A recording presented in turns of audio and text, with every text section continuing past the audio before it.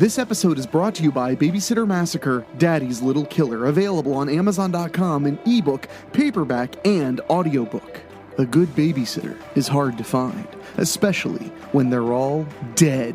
Larkin's first night with the Babysitters Club has her filling in for a friend that's blowing off work for a hot date.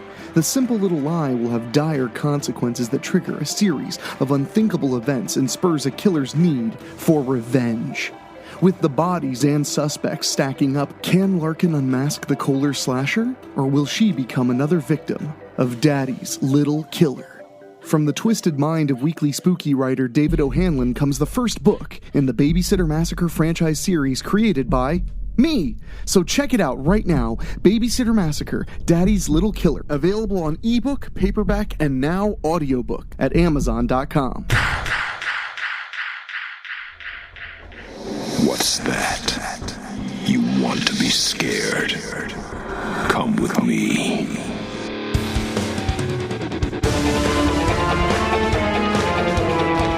You will experience tales of horror, ghosts, and death. It is not recommended for the weak at heart. Listen in the dark. It's more fun that way. This is Weekly Spooky.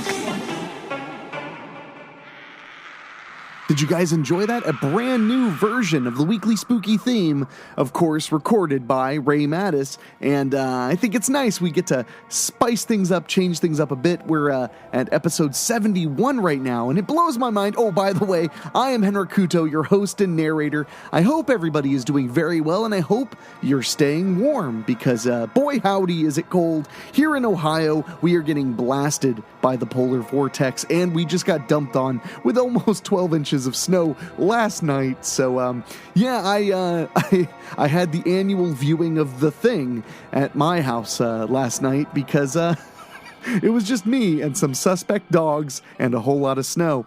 But speaking of suspect, I want to say a big thank you to Weekly Spooky listener Ricky Davis, who requested some slasher action, and we are going to be bringing some slasher action in the coming weeks, but we got a little something special for you, Ricky. It's not exactly a slasher, but it delivers the gruesome gore and some death in the woods, which really, nothing is quite so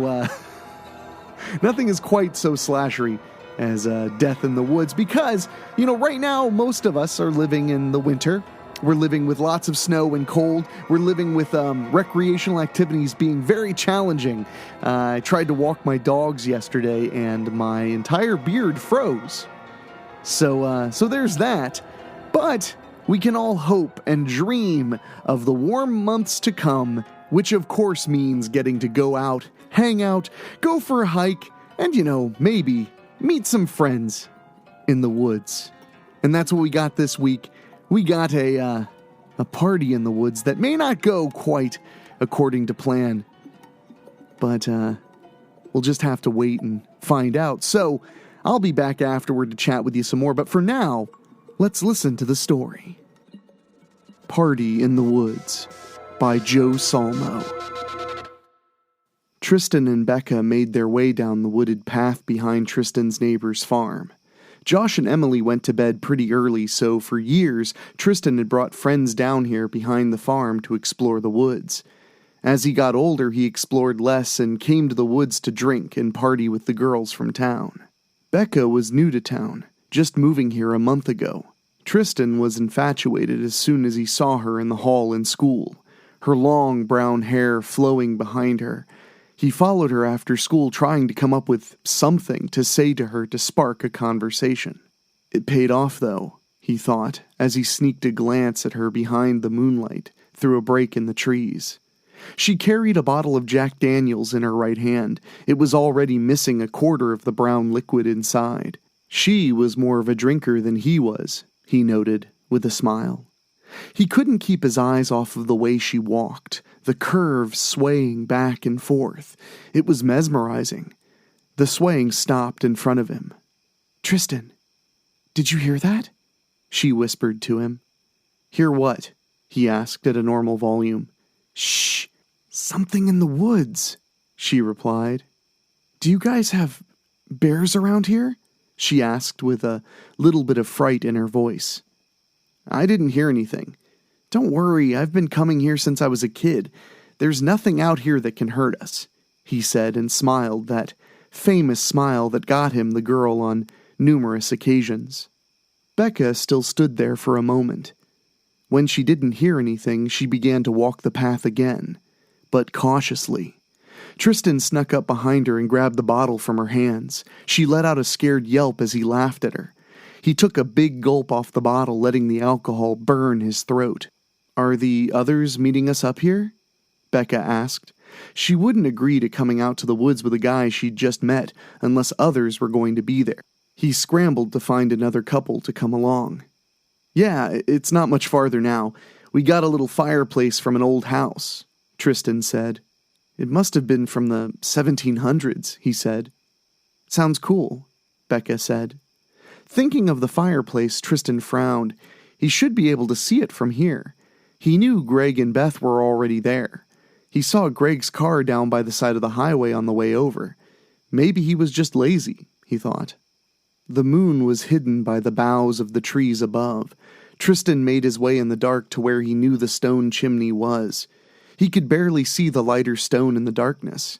He felt around to the right where he stacked the kindling. It felt wet, but he didn't remember it raining recently. "Greg, if you pissed on our wood, I will kill you," he called out to the night. He hoped Greg heard him as he banged Beth or whatever they were doing. He grabbed a book of matches from his pocket after stacking the wooden branches into a small teepee shape with pine needles and last fall's leaves underneath. "I can't see anything," Becca said from behind him. "1 second," he said, masking his disappointment. She was one hell of a looker, but she seemed kind of annoying to him. He struck the match, which blinded him for a second with its brightness in the almost complete dark. He instinctively moved the match to the pine needles under the wood before it burned out, or the wind got it. He saw spots in his vision as he gently blew on the pine needles. "Yes," he called out as the fire came to life. It wasn't piss on the sticks. It was a darker, thicker color. It reminded him of the bottle Becca carried. "Hey babe, can I get a drink?" he said, getting to his feet. The sticks were catching now, and the light from the chimney was spreading. Becca didn't answer him. "Babe?" he said, and turned around. Becca was standing in front of him, 10 feet away with the bottle still in her right hand, her widened eyes staring past him towards the chimney. "What the hell's gotten into you?" he said and took a step closer. But she didn't move. He watched as the bottle slipped from her hand and struck the ground, spilling its contents. "What's wrong with you?" he said, grabbing the bottle off the ground to save its contents, which he tried to pour down his throat. He stopped with the bottle to his lips. Becca still hadn't moved. He started to get a creepy feeling and turned towards the fire. The light from the flames illuminated the immediate area. The stack of wood he had piled there yesterday was definitely wet, but it was also red. It looks like something bled all over it. His eyes fell to just in front of the stack of wood, and he saw the source of the blood. Greg, naked to the waist, lay on the ground, twisted in a way Tristan could only describe as wrong. His face looked behind him, and several vertebrae stuck out from a gaping hole in his neck. His eyes were wide open, in fear, similar to Becca's. He turned towards his would-be girlfriend, but she was still looking in the same direction. Tears streaked her cheeks, and a sob escaped her lips. He turned back to see what she was looking at. And that's when he noticed Beth. Blonde hair mixed with crimson blood covered her young face from the caved-in skull before it sunk into the opening that her missing lower jaw left behind. She was completely naked behind the woodpile. Tristan approached her body, carefully. He tried to speak, but nothing came out. She had large scratches, or claw marks, crisscrossing across her naked breasts at an inch deep, filled with rivers of blood. One of her legs was missing. Just missing. How does that even happen? He couldn't see it anywhere. But he did find her lower jaw. It looked like some sick bastard tried to rape her with it, but all it did was tear her pubic area. Teeth peeked out from between strings of her mangled genitalia that hung from her body like the streamers on a 5-year-old girl's bicycle. Panic started to settle into Tristan. He stepped backwards away from the mangled corpses of his high school friends. "Becca," he called out. "Run." He turned himself to run, and saw a horrid sight. Behind Becca, who still hadn't moved from the same position, stood 3 humanoid shapes. Their eyes reflected the firelight from the chimney. "Becca?" Tristan managed to say before the creatures moved. In an instant, 2 grabbed his date and held her arms behind her back. He heard a sickening pop as one of her shoulders were dislocated violently. The pain seemed to break Becca out of her shock. She screamed. The 3rd creature charged Tristan. He managed to land a punch on the monster, but it didn't seem to have any effect. It grabbed him and forced him to his knees, placing one of its large clawed feet on the back of his legs so he couldn't get up. "Help me, Tristan!" Becca called out. It was her last words. One of the creature's hands suddenly protruded from her lower abdomen, tearing out of her flesh with a violence Tristan had never witnessed before. "No!" He called out in horror and began to sob. He swore the creature holding him mocked his cry. Tristan saw the moment Becca died. He could see it in her eyes. The moment it ceased to be Becca and became only a sack of meat. It was worse than the mangled corpses of his friends, watching her die like that. Becca's body fell down to the ground. The 2 monsters fought over her, tearing pieces of her flesh off in front of him. The same flesh he was admiring just a short time ago. Tristan couldn't take it anymore. He put his head down, letting his hair cover his eyes, but the creature holding him reached down with its gray hand and pulled his hair until once again he was facing Becca. Not only did they seem to enjoy killing, but it seemed they enjoyed making him watch. He cried out.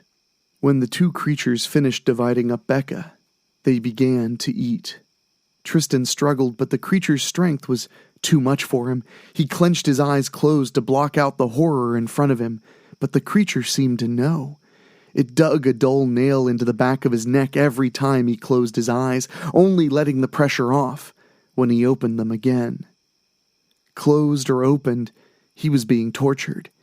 He kept them closed as long as he could take the nail digging him, never in the exact same space, then opened them until the pain from the nail was replaced with the evisceration of his date. It seemed to go on forever. He couldn't take any more. He tried to move again, but the 3rd creature that held him did so diligently. "Go on. Get a bite," Tristan called out to his captor. It was the only thing he could do, mocking his torturers. He had no way to track time, but at least 15 minutes passed as he watched his date disappear, piece by piece, down the gullets of these hellish creatures. He couldn't take any more and closed his eyes to escape, but his ears picked up on the wet, snapping of teeth through flesh and bone.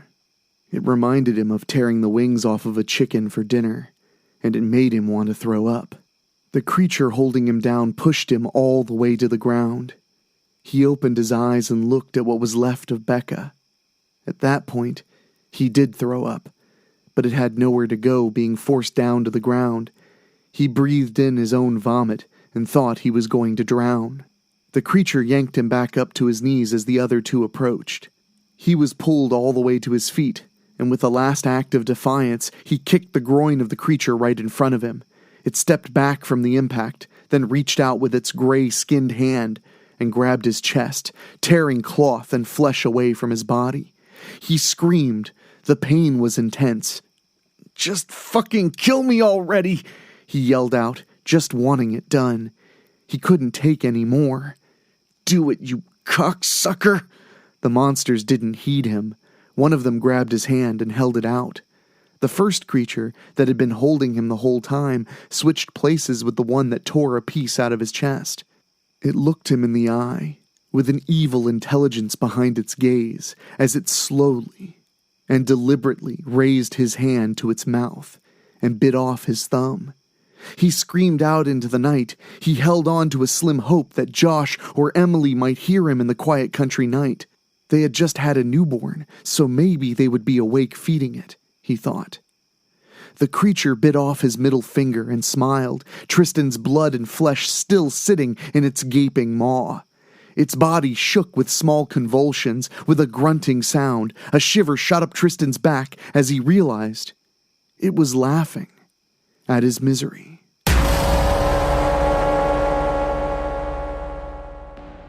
All right, who's hungry? That was a nice piece of nasty horror to help you get through a cold winter day, and I hope you enjoyed it as much as I enjoyed reading it and pausing to get that taste out of my mouth. And thank you to Joe Solmo, as always, for providing us with something great to listen to on a evening when we need a little bit of a scare. So I hope everybody is well.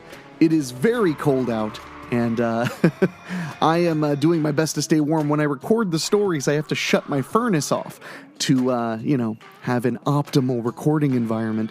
And boy, does the house get cold fast. So I hope you all appreciate the sacrifices I give for you. And by the way, if you enjoy the show, please make sure you subscribe here on whether it's YouTube or your favorite podcast app. Please subscribe, leave a review of some sort or a comment. I'd really appreciate it. And if you want to go one step further, you can go to WeeklySpooky.com. You can get merchandise, you can send us a tip, or you can join our Patreon, which is growing. And considering the economic times of the pandemic, I cannot tell you how much it means to me to know our Patreon is growing, and you guys want to see not only many podcasts, but also some photography work, some film work, etc., etc. And real quick, I want to thank our big Patreon podcast boosters. That is Karen Weemet, Jeff and George Hilton, Craig Cohen, Rob Fields, and Kevin Fry. Thank you guys for helping me keep the show going, because we need our spooky on the weekly right here. So, my friends, I guess I am going to leave you